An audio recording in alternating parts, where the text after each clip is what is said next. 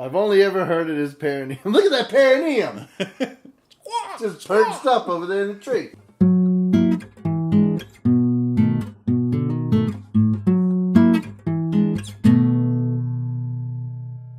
Hi, you're watching Two Dumb Guys. I'm Brian. This is Ed. We recently talked about some old-fashioned medical practices that were crazy. Yeah. Whack medical practices. Whack. Bringing whack back. I'm going to Whack talk... and green sickness. Whack and green sickness. They're coming back. I'm going to talk a little more about some of the more home equivalent kind of remedies. Okay. Like folk cures and things like that. Some of these aren't really even that old. Some of them are like stuff that people were doing within the past 100 years. Some of it's stuff that people maybe have been, no offense, but people like Appalachian types might be doing some of this kind of stuff still. It's highly possible. West Virginia. Anyway, West Virginia. I think people hear a lot of stuff about like doing weird stuff with potatoes. Like if you have a wart, you rub a potato on it and then bury the potato.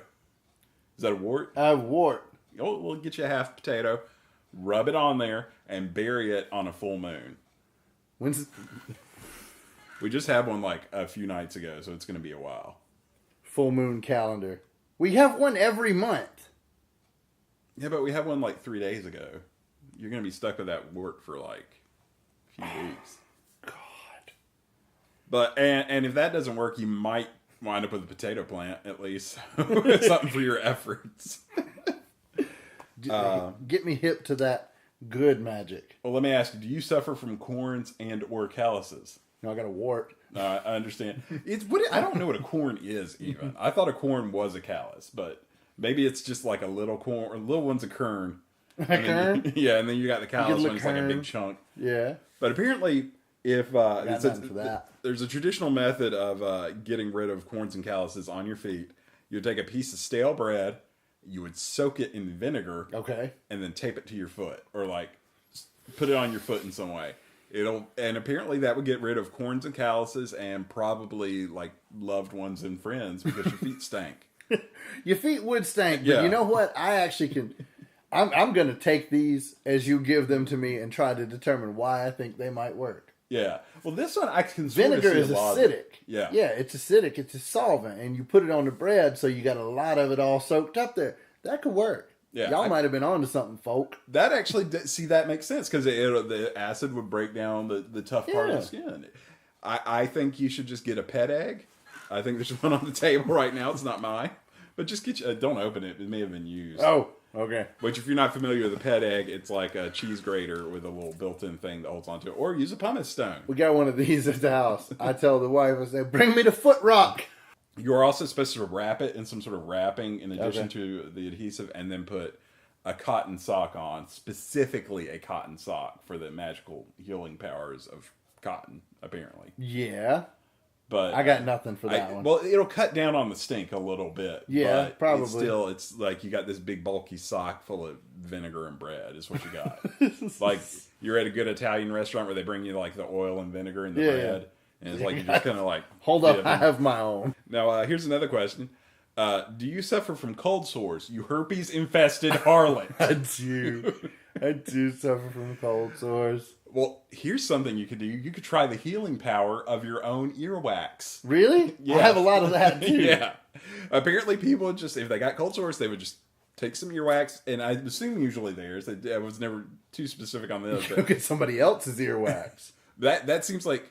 It seems to me like if you're putting earwax, yours or someone else's, on your cold sore, you're basically taking a problem and putting another problem on it. That's true. Earwax doesn't smell good or taste good. I've never tasted it, but I have smelled it. I feel like with earwax, at some point, everyone is like, had their finger in their ear and maybe put their finger in their mouth or something and tasted something bitter. And just like, not immediately, but just a little later or something. It's that weird bitter taste. Or if you were kissing on someone's ear. Or, alternative to that, if you've ever had that Beverly drink from Italy that's at the World of Coke. Have you had that? No, I've never been to the World of Coke. It tastes like carbonated earwax, is what it tastes like. It's got like quinine and grapefruit seed extract in it. We should go to the World of Coke. We're going to do that, and we're going to drink Beverly. It's terrible. And they'll tell you on the tour, it's like, we have this one thing called Beverly. Don't get you much of it at a time. People only drink it because it's terrible and they want to see how terrible it is. Like, it's like this urban thing that you have to, oh, you got to try the Beverly. It's awful. Well, I'll try it.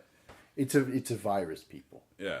Valtrex, Abreva, or Time. Those are your options. Most of these are kind of things that were done like in the U.S. and maybe in Europe and just various places. This one is still a pretty specific thing, and it's going on, or still going on in Peru. Peru.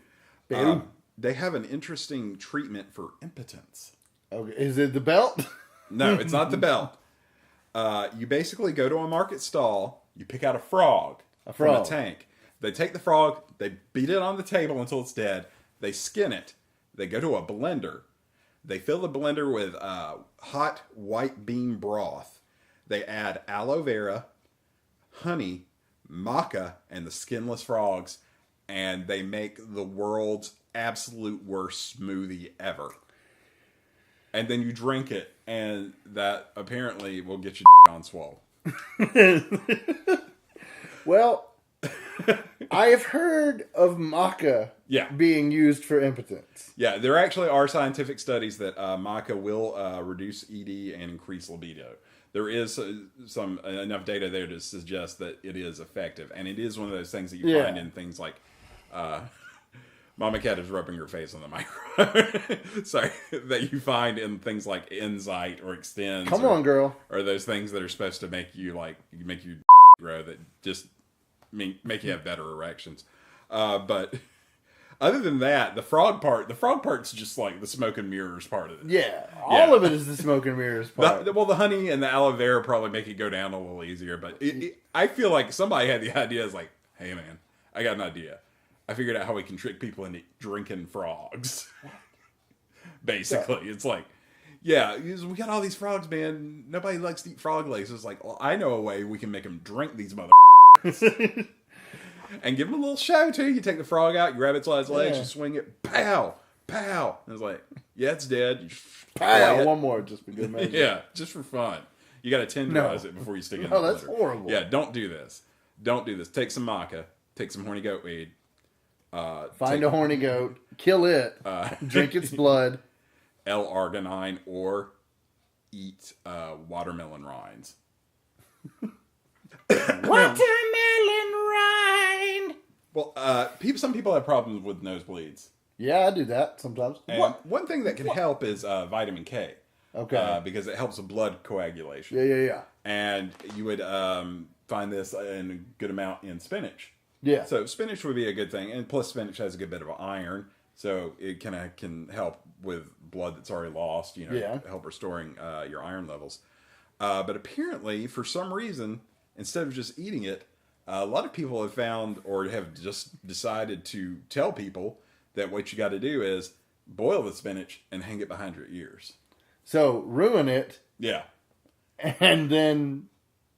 make yourself look stupid and smell bad, because spinach does not smell good. Not when it's boiled. No, and if you're walking around with these like fake green curls, people are going to be like, why does your head stink?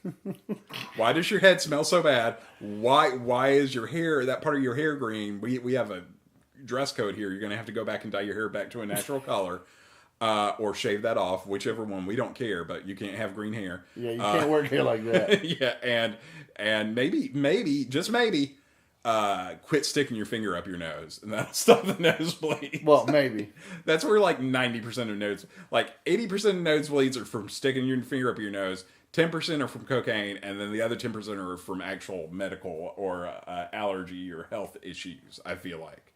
Unverified facts again. Unverified statistics that I just made up right now, but they seem logical, so I'm going to go with them. I'm going to operate under the concept, under the idea that these things I just said are true. Well, they are true. Everything we say is true. It's we would never lie to you. This is on the internet. If it's on the internet, it's true. They don't put fake stuff on the internet. Yeah, you can't do that. You can't put anything fake on the internet. You know how difficult it is to actually get stuff on the internet? You know what kind of process you have to go through to put stuff on YouTube? It's like 6 months of verification. Oh, it's crazy. Yeah. I mean, there's a government agency that comes down.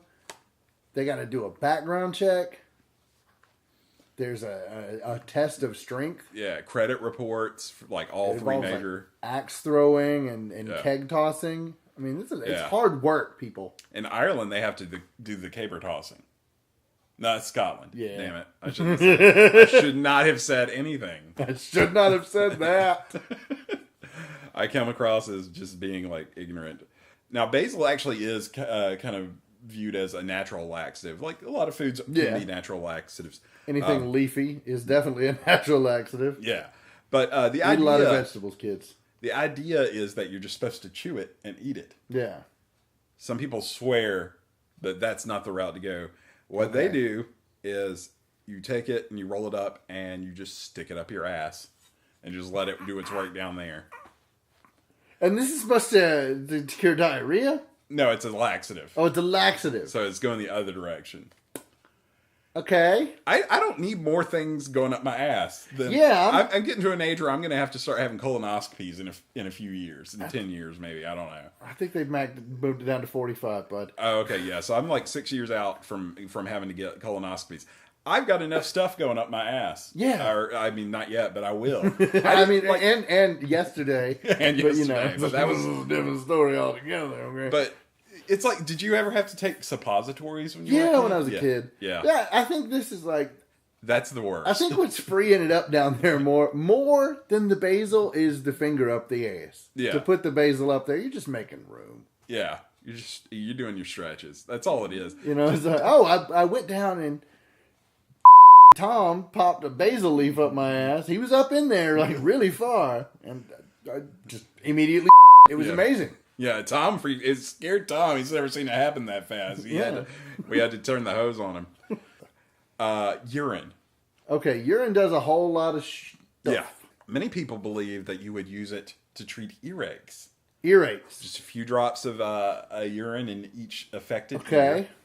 And actually, apparently, from multiple sources, apparently, Elvis's mother, Gladys Presley. Gladys? Whose grave we visited about 17 years ago. Yeah. 17, 18 years ago. Jesus, kill me now. 17 years ago, we visited her grave. She would do this for Elvis when he had earaches as a little kid. Okay. Just like, I wonder if he carried that practice over into like his adult life. Probably. There's something going on in that direction. The colonel's like, King, why your ears smell so bad? It's like, I got an earache. I can't do an Elvis impression, but it's just like, I'm just imagining. You just have to do it badly and embrace it. Yeah. Oh, I got an earache. All right. There we go. Huh. I got Priscilla. Priscilla's been pissing in my ears. got the infection. Now that I can actually, you know what? I can almost see that having something. Because if your earache is caused by like a buildup of earwax, the urine might, there's uric acid in there that might break down the wax, and it also might lubricate it, let it fall out a little faster. I don't know. Maybe it's soothing because it's warm. Yeah. Something. I could actually, now that you mention it, that's not. Don't do it. There's a lot. Don't do it. Yes, do it. Or just if you do it, use your own urine because otherwise it's weird. We need to come up with some sort. All right. What do I see? There's a banana over there. What's a banana? Let's decide on something the banana cures.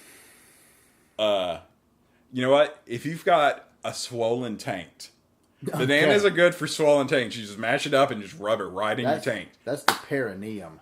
Yeah. Perineum or perineum? I already said perineum. Perineum sounds like a bird. I've only ever heard it as perineum. Look at that perineum! Just perched up over there in the tree. That's one of them perineum birds. I think he's got a can of that progeria. He might have. I reckon progeria. Them birds, that's why you can't get it, because all the birds get it. Yeah. They stole our progeria. Those perineum birds. Thanks for watching. I'm going to need that banana. Yeah? Oh, my tank.